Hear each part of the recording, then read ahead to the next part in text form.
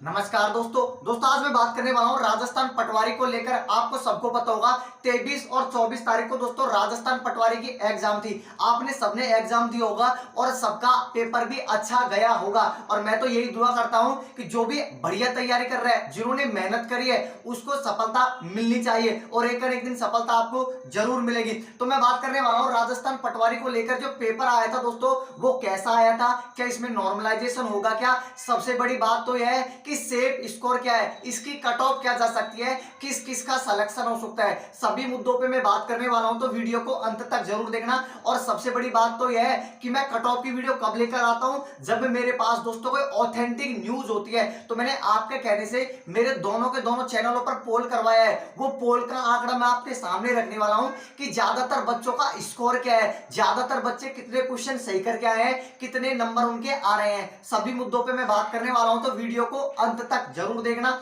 Channel पे पहली बार हो तो सब्सक्राइब जरूर कर लेना। पहले मैं आपके एक डाउट क्लियर कर देता हूं। जो मैंने पोल करवाया था उसमें ज्यादातर का स्कोर क्या निकल के आ रहा है, तो मैं आपको बता दूं। ज्यादातर बच्चे जो बता रहे हैं वो कितने क्वेश्चन बता रहे हैं, ज्यादातर बता रहे हैं 85 से लेकर 95। ध्यान से सुन लेना। ज्यादातर जो बच्चे बता रहे हैं ना, मैंने पूछा था आपके कितने क्वेश्चन सही है नेगेटिव कार्ड छाड़कर, तो ज्यादातर कमेंट कर रहे हैं कि मेरे 87 क्वेश्चन सही है, मेरे 91 क्वेश्चन सही है। तो ज्यादातर का जो निकल के आ रहा है ना, वो निकल के आ रहा है 85 से लेकर 95 क्वेश्चन सही है। ये दोस्तों कार्ड छाड़कर वो बता रहे हैं। तो मैंने पहला तो आपका डाउट क्लियर कर दिया कि ज्यादातर बच्चों का स्कोर क्या रहा है, 85 से और 95। अब ऐसे भी नहीं है कि 95 से ऊपर कोई नहीं है। ऐसे भी बच्चे हैं जो कितने क्वेश्चन करके आए हैं, 120 क्वेश्चन करके आए हैं 150 में से, और उनके सही भी हैं, वो भी दोस्तों बच्चे हैं। लेकिन ज्यादातर का जो स्कोर आ रहा था वो यही आ रहा था जो मैंने पोलिंग करवाया था। ये तो मैंने आपको ये बता दिया।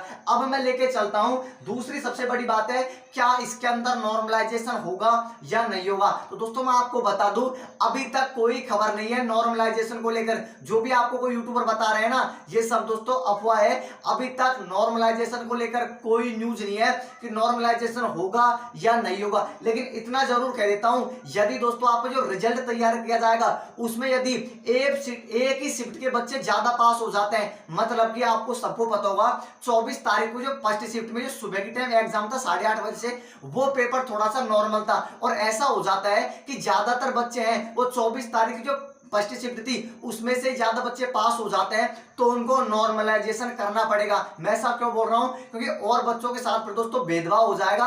तो वो ये देखेंगे कि शिफ्ट वाइज कितने बच्चे पास हो रहे हैं। यदि एक शिफ्ट में से ज्यादा बच्चे पास हो रहे हैं, जितनी वैकेंसी है उतने बच्चे एक शिफ्ट में से पास हो जाएंगे, तो ये तो भेदभाव है। तो पहले आपका रिजल्ट तैयार किया जाएगा। यदि ऐसा होता है कि सभी शिफ्ट में सेम बच्चे पास हो रहे हैं तो आपका नॉर्मलाइजेशन नहीं होगा। और यदि एक शिफ्ट में से एक ही पेपर में ज्यादा बच्चे पास हो जाते हैं तो उनको नॉर्मलाइजेशन करना पड़ेगा। तो मैंने नॉर्मलाइजेशन का आपका डाउट क्लियर कर दिया।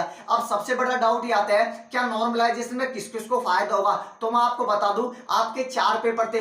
23 तारीख को 2 पेपर लगे फर्स्ट शिफ्ट में, सेकंड में 24 तारीख को फिर 2 पेपर लगे, कुल मिलाकर 4 पेपर। इनमें से दोस्तों लगभग सभी का पैटर्न समान था। सबसे बड़ी बात यही है पटवारी के अंदर कि चारों के चारों पेपर का पैटर्न बिल्कुल समान था।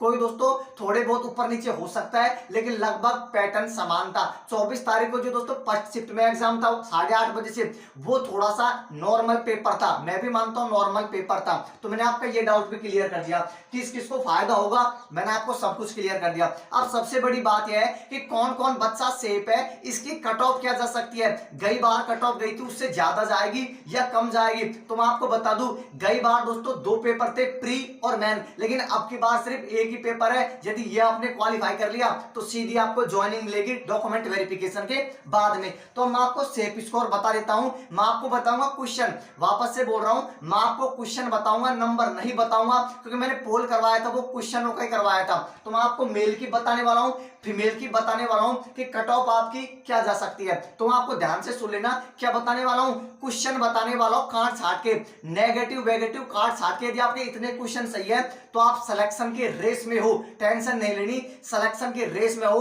और यदि आपके बहुत क्वेश्चन कम है, जो आपको बताऊंगा उससे बहुत कम है, तो दोस्तों आपको अदर वैकेंसी की तैयारी करनी चाहिए। तो मैं आपका बता देता हूं, जनरल कैटेगरी पहले मेल की बताऊंगा, उसके बाद मैं आपको फीमेल की भी बताने वाला हूं। तो मेल में जिस किसी के भी, ध्यान से सुन लेना, 100 103 क्वेश्चन सही है, कार्ड छाट के 103 क्वेश्चन सही है। मैं क्वेश्चन की बात कर रहा हूं तो उसके सिलेक्शन के चांस बढ़ रहे हैं, पूरे पूरे चांस बढ़ रहे हैं सिलेक्शन के। ये मैं आपको बिल्कुल सेफ स्कोर बता रहा हूं, ठीक है, सेफ स्कोर बता रहा हूं। यदि इससे 1-2 क्वेश्चन ऊपर नीचे भी हो जाते हैं ना, ऊपर नीचे मतलब जिसके 100 क्वेश्चन सही है, 99 भी सही है, उसके भी सिलेक्शन के चांस बढ़ रहे हैं। तो ये मत सोचना कि 103 ही जाएगी, क्या ऊपर नीचे 1-2 क्वेश्चन हो सकता है। तो जनरल कैटेगरी में जिस किसी के भी 103 क्वेश्चन सही है वो सिलेक्शन की रेस में है। इसी प्रकार से दोस्तों फीमेल का बता देता हूं, फीमेल के जिस किसी के भी 94 के आसपास बन रहे हैं, फीमेल में 94 के आसपास क्वेश्चन सही है जनरल कैटेगरी में, उसका भी सिलेक्शन होने के पूरे पूरे चांस नजर आ रहे हैं।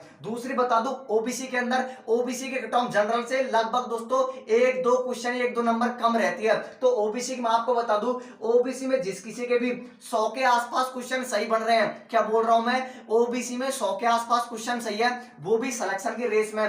फीमेल का बता दूं, ओबीसी में फीमेल में जिस किसी के भी 90 के आसपास बन रहे हैं, फीमेल में ओबीसी में 90 के आसपास क्वेश्चन सही है, वो भी सिलेक्शन की रेस में है। आगे बता दूं ईडब्ल्यूएस की कट ऑफ थोड़ी सी जनरल से कम रहती है, ठीक है। तो ईडब्ल्यूएस में जिस किसी के भी 97 क्वेश्चन के आसपास सही है, मैं क्या बता रहा हूं, ईडब्ल्यूएस में मेल में जिस किसी के भी 97 के आसपास क्वेश्चन सही बन रहे हैं वो सिलेक्शन की रेस में है। इसी प्रकार से फीमेल में जिस किसी के भी 88 या 89 के आसपास बन रहे हैं, 88 क्वेश्चन सही है, वो भी सिलेक्शन की रेस में है। इसी प्रकार एमबीसी की बता दूं, इनकी कट ऑफ थोड़ी कम रहती है।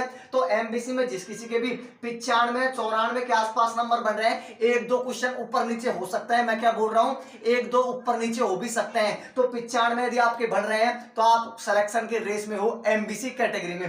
फीमेल की बता दूं, फीमेल में यदि 87 के आसपास बन रहे हैं तब भी आप सिलेक्शन के रेस में हो। एससी और एसटी इनकी कट ऑफ थोड़ी सी कम जाती है। एससी की बता देता हूं, एससी मेल में जिस किसी के भी 88 के आसपास क्वेश्चन सही है, एससी मेल में जिस किसी के भी 88 के आसपास क्वेश्चन सही है, सिलेक्शन के रेस में है।